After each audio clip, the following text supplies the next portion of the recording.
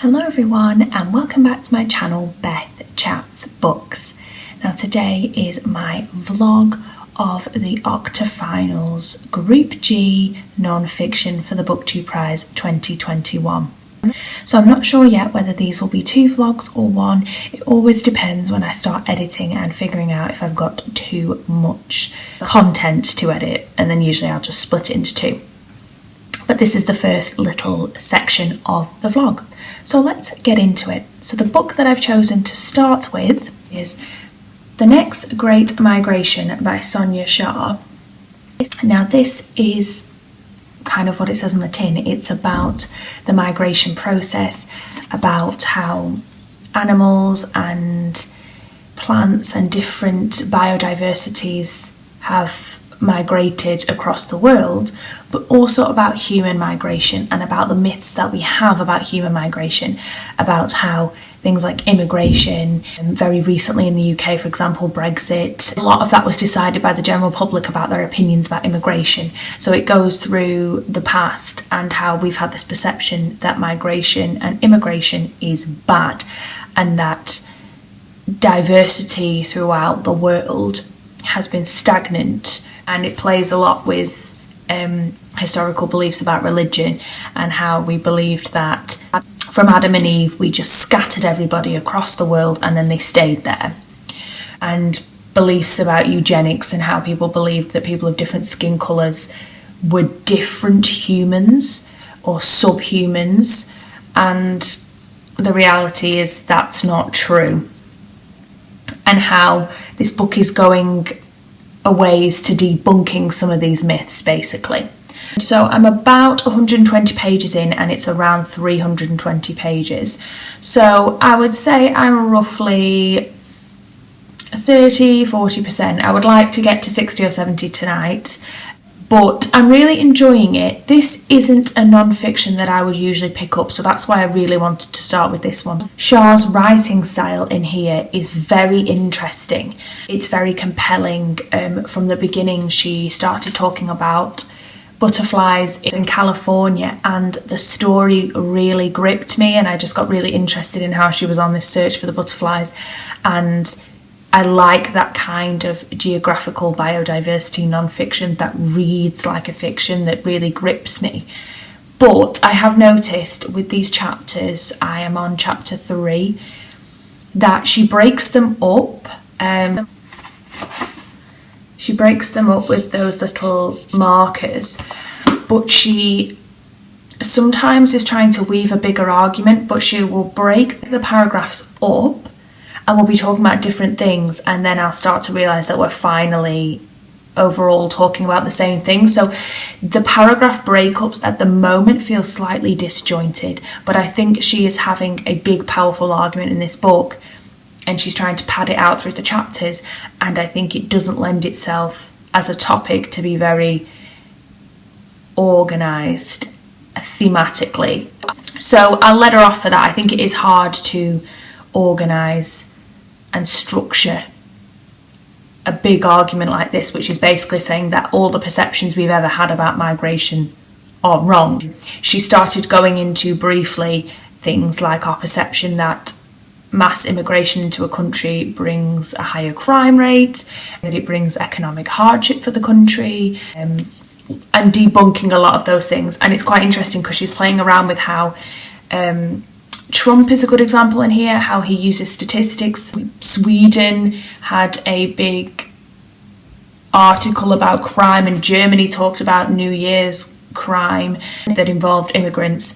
And there was an incident, I forgot which country it was, whether it was Germany or Sweden, where Syrian refugees and immigrants set fire to a church, and they made this into a big article, but in reality it was just New Year's fireworks, I think, that had just gone off, and by accident it happened to go off on the church building.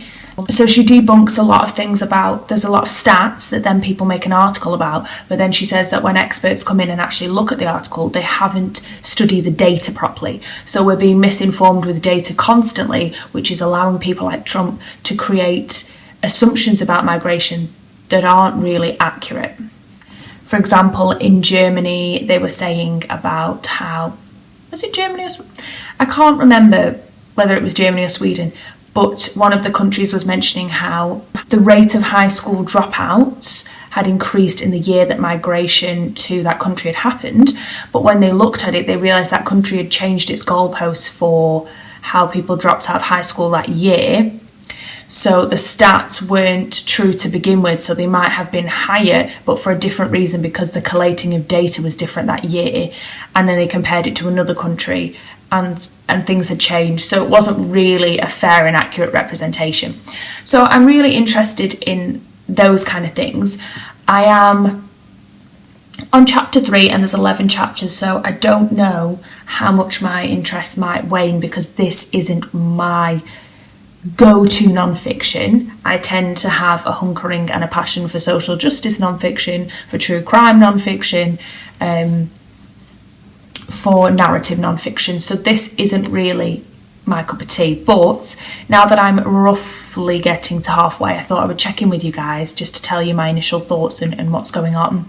And then hopefully I'll either do one more check-in or I'll do a wrap-up when I finish it, because I'm hoping to try and get lots of it done today because it's my day off, and I've got a lot of uni work that I caught up over the weekend with, so I'm allowing myself a bit of a treat read day because I want to get this done. So I'll check in with you guys later. Hello everyone, and welcome back to my vlog. So I am checking in with you guys.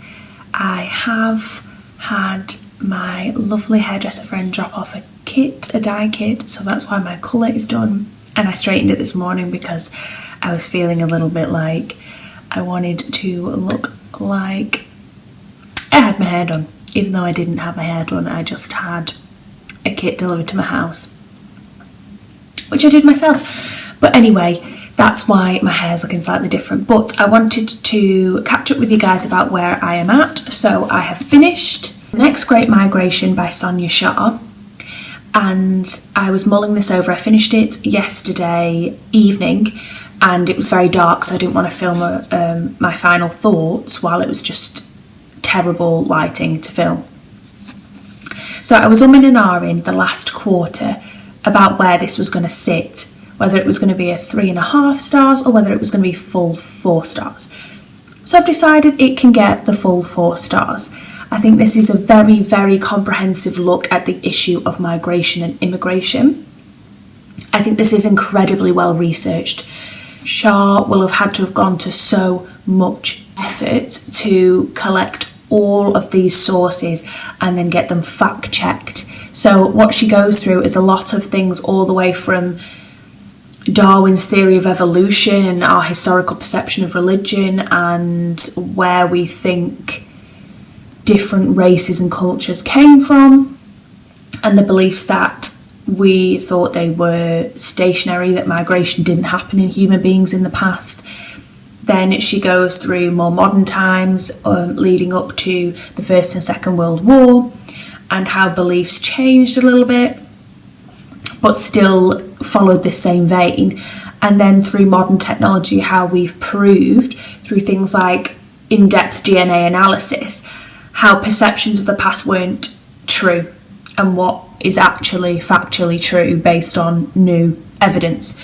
So it's extensive, the level of research she's had to have done to get all the source material from the past, all the newer evidence material from the 30s and 40s, the 70s and 80s, and then modern day evidence. So it would be a very long process. So I can imagine for poor Sonia Shah that this has been a labour of love to get this thing written, and it is so extensive and well researched and very thoroughly written on this topic. It talks about plants, animals and humans.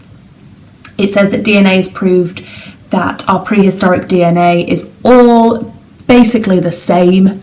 So whether you are African American or you're European white or you're Hispanic living in Mexico or South America, we all pretty much have the same DNA. And the DNA proves that we've been migrating and immigrating into different countries or areas since time immemorial, which I found fascinating. It also talks in here about through the use of GPS, we have come to understand just how far vast and treacherous the migrations of animals are, particularly things like birds, sea life animals like whales as well. Through GPS we've been able to track and monitor animals and learn about the different seasons and how, particularly birds are a very good example of this, migrate to different places in the winter and the summer. And so we are, through this book, learning that migration has always been a part of planet Earth, that plants migrate as well, that they use the insects to help transport their seeds to further afield.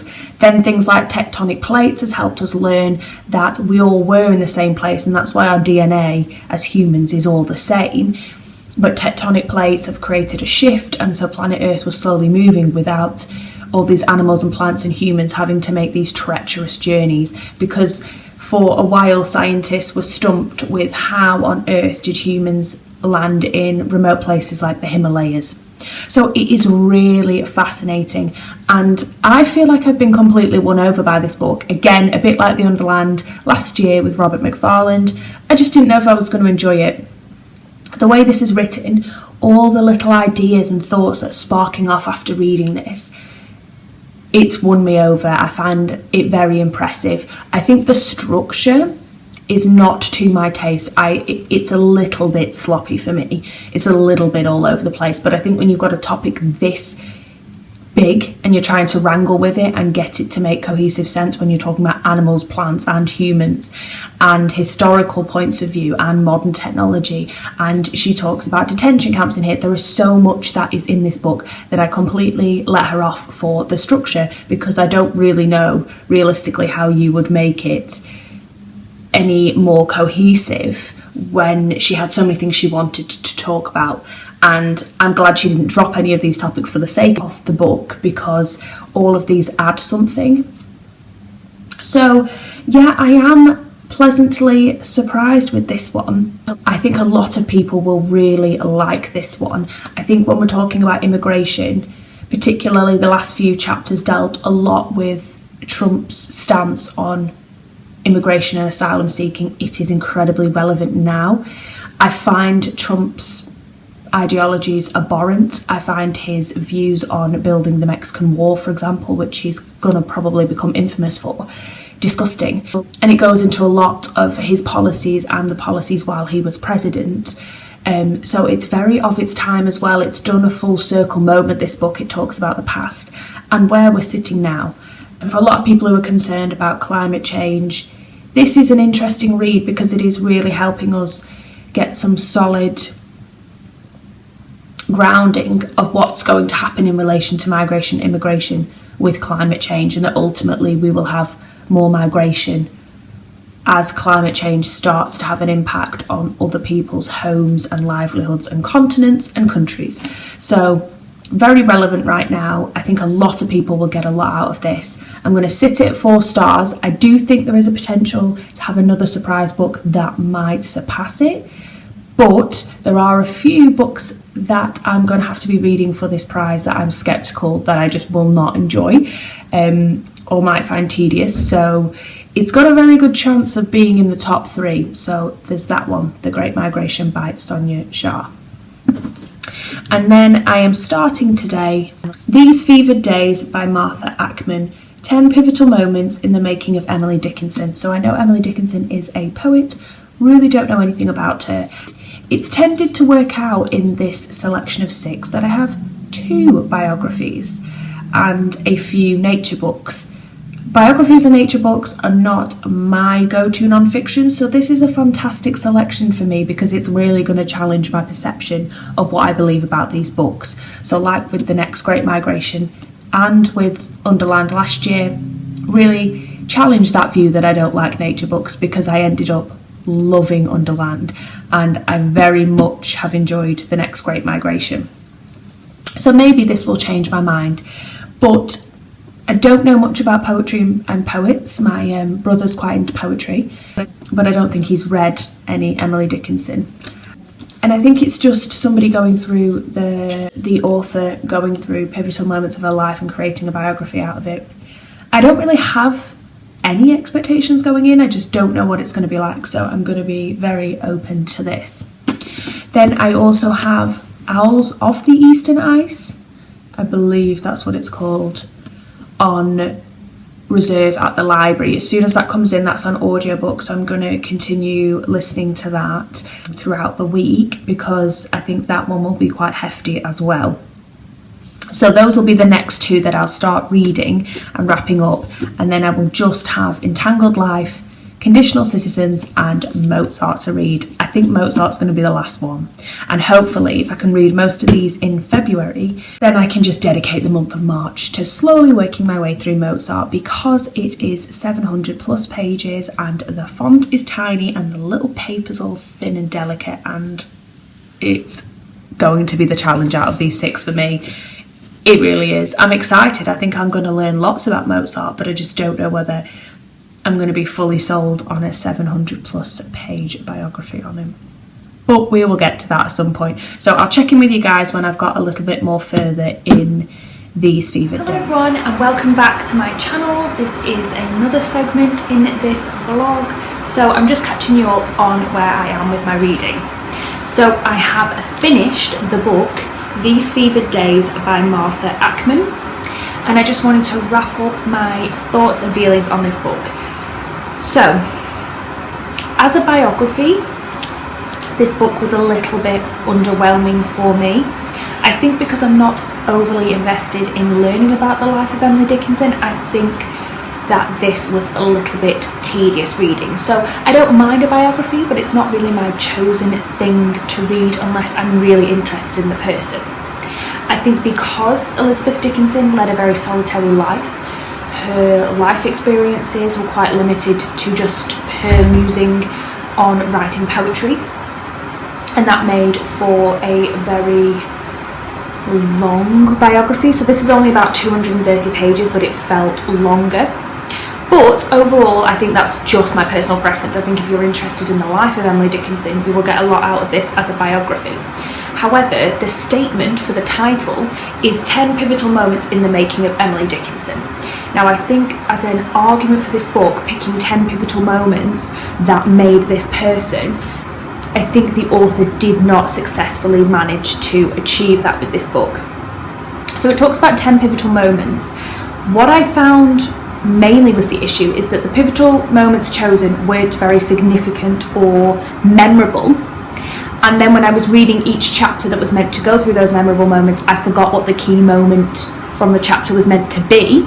So I think if you're laying a title out with a statement saying these are the 10 pivotal moments that make up who Emily Dickinson is, and I can't remember what those moments are as a reader, then you're not hitting that target. It was too weak for me. It wasn't hitting that very well. And the chosen moments were very weak, in my opinion. They were things like getting her first poem published, but a lot of the chapter was background about her and this person and her editing this poem in a very lengthy way, and then it would like rush the last page to try and make reference to that point. There was one moment in chapter 2 where it talks about how at school she was having a discussion with her head teacher about religion and how this was really pivotal because this was the moment when she turned her back on religion, but the actual meeting never occurred. So to big it up in the chapter as this really important meeting between two people, and they never actually met, that was the whole point, that she did not go to her appointment with the head teacher,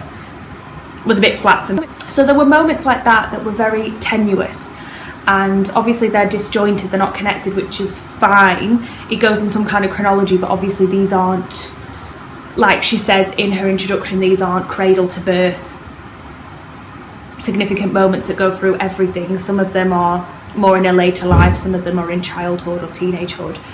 But I just didn't find them memorable. I couldn't tell you the 10 pivotal moments because I can't remember. They weren't very well labelled for the reader.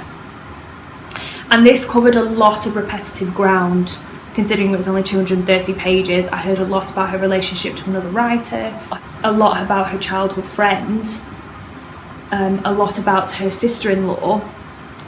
But because she doesn't go anywhere, and these are really her key relationships, we covered a lot of ground and recovered a lot of ground, I felt like. So I think if you're interested in Emily Dickinson, you might find this interesting as a biography.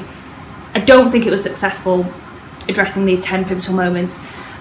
And I have to admit, by page 180, I was getting a little bit bored.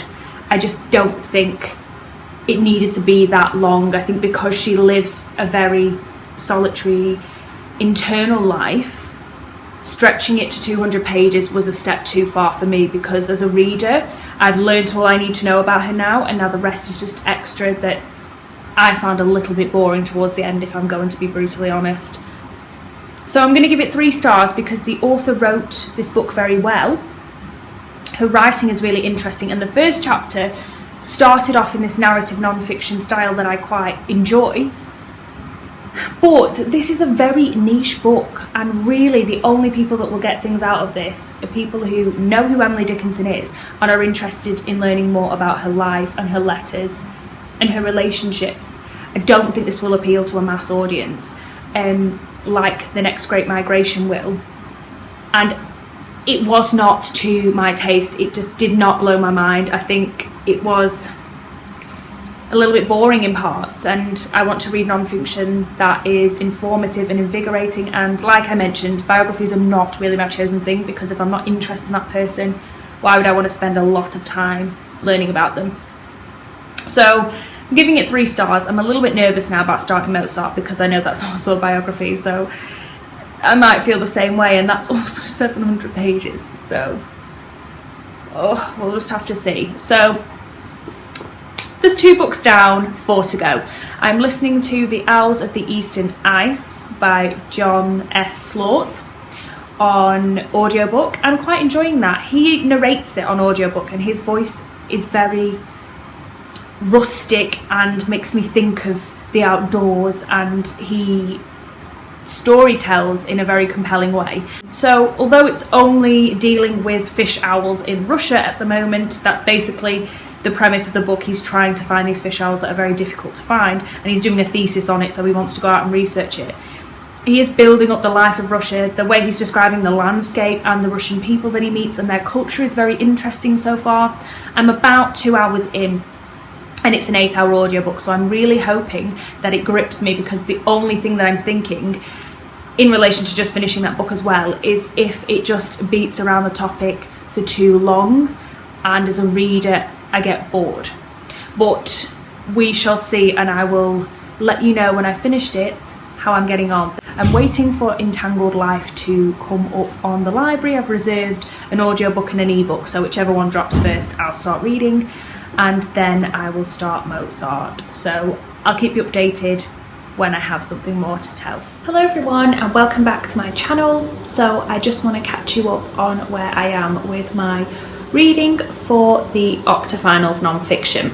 So I have just finished Conditional Citizens by Leila Lalami, and I really enjoyed this book. So it's only about 160 pages long, so it's a very short essay style non-fiction, and this is about her experience as an immigrant in the US, and about how non-white immigrants and asylum seekers are considered conditional citizens.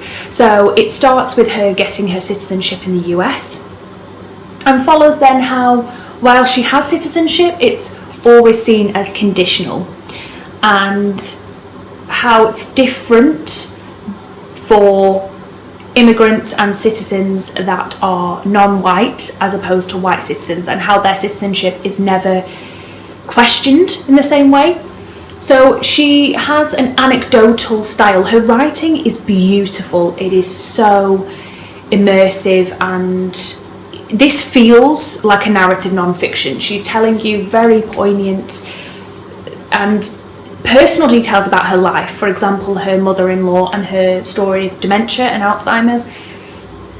And then she's talking about the borders and the borders that we create across the world, but particularly in the US, and this sense of having to prove your citizenship. And I found this really, really powerful. This was always going to be very high on this list of non-fictions for me, because social justice non-fiction is more my cup of tea. So this was always going to be one of the ones on this list that I was most excited to read, and it did not disappoint. I've ended up giving it 4 out of 5 stars, because I think that this really does what it was meant to do incredibly well. She's weaved in very personal stories of her own life to try and illustrate this point more effectively of what a conditional citizen is, and how America is based on this myth of everybody and from anywhere in the world can come to America, work hard and live the American dream. But it isn't true. There's a lot of myths around citizenship and Americanism and who gets to be American.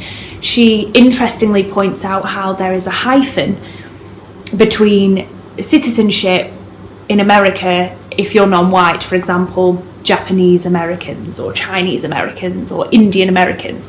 But if you are white, your American status is never hyphenized or questioned. And I thought that was really interesting.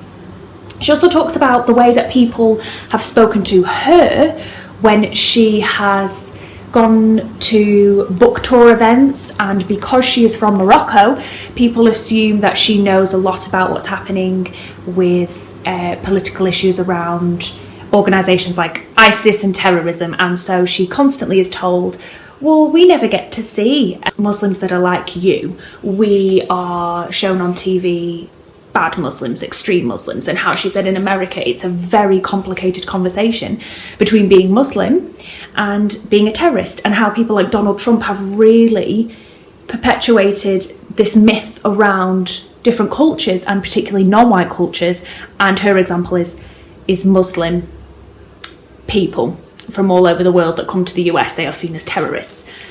And she said she's had a lot of experiences leaving the US and coming back, and border control are joking with her husband, asking her how many camels they sold to have their wife, and a lot of racist, just inaccurate, disgusting mythology around the Muslim culture and the Muslim world, and how her identity, she feels, is very hybrid. She grew up in Morocco, she spoke French, she's come over to the US and learnt English, and she doesn't feel like the American system as it stands rewards or accepts people that have a very hybrid identity, a very mixed identity. This was just very, very powerful for me, and it was the perfect amount of words. She emphasised her point very well. She's read a lot of literature that supports her arguments, which I think was really interesting. She mentioned Isabel Wilkerson's Caste and some other books. A lot of overlap in this book between the Next Great Migration as well, because that dealt with the idea that places like America have already been multicultural from the very beginning, how people from Spain and Africa and Asia came to America, and how the indigenous people already lived in America, and how we've got this very white narrative of what it means to be American, and it's not true. So some very important points in here. The writing was phenomenal, really enjoyed her style. I really want to go back and read her other book, The Other Americans, because I think that'll be really interesting, and I think it's really powerful how a lot of her books, like Conditional Citizens, The Other Americans, is really dealing with this idea of identity in America and how complicated it is to embrace that identity when you're non-white. I just think it's fantastic. I think this will be in the top 3. I'll be absolutely shocked if this is not in the top 3 and going into the next round, because I was so impressed with this. I found her arguments really well constructed, and I just lost myself in this story of her identity, and each chapter was a delight for me. I really enjoyed this. I think it's so important right now. Obviously, we now have Joe Biden as the president in the US, not Donald Trump, but this is very timely, and this really examines and looks at Donald Trump's time in office and how it's really damaged the relationship between the US and immigration and people that live in the US and their identity status and their citizenship status. Just fantastic. Loved this. Would highly recommend, and I think at the minute this is the one to beat. So I think as it stands at the minute, it's Conditional Citizens, The Next Great Migration, and then These Fevered Days as at the bottom. I also have 3 hours left of the Owls of the Eastern Ice. Then I will catch you guys up on that once I finish that audiobook. I am waiting for Entangled Life to become available on the library BorrowBox app. That is around the 2nd of March and we're currently on the 23rd of February, so I've got to wait for that. But once I finish the audiobook of The Owls of the Eastern Ice, I'm going to tackle the Mozart biography. I'm not expecting to be blown away, to be honest. But I'm going to give it a go and I'm going to hopefully get it finished in March. So that's everything. So I'll catch you guys up when I have more to discuss with you. Bye for now.